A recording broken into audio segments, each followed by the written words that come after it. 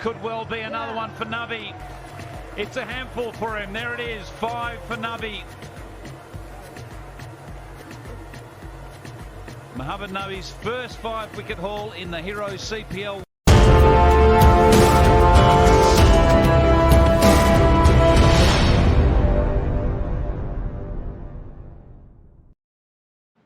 So Mohammad Nabi bags his 5th wicket for the St. Lucia Zouks at the time.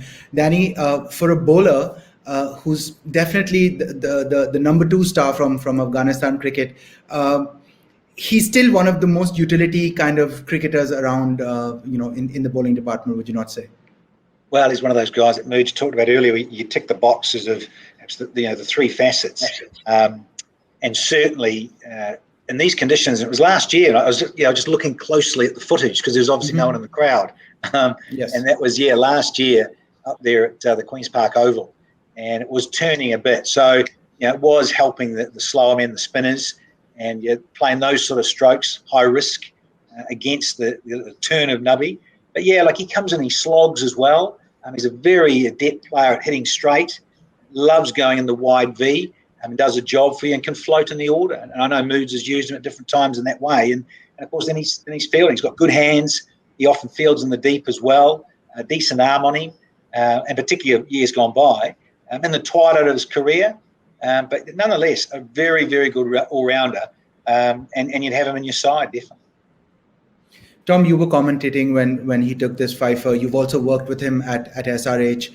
Any insight into his process of preparing for a T20 game? Yeah, look, he plays specific roles for SRH and also in other franchises where he is what you'd call a match-up bowler. So if your opposition has 3 or more left-handers in their top 6, you'd see Nabi very much match up against that, those left-hand batsmen. Around training, he would make sure that a lot of his practice is based around bowling to left-handed batsmen.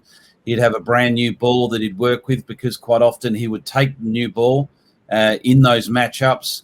And his practice was pretty much based around making sure it was role-specific around what he was doing in the next game that he was playing.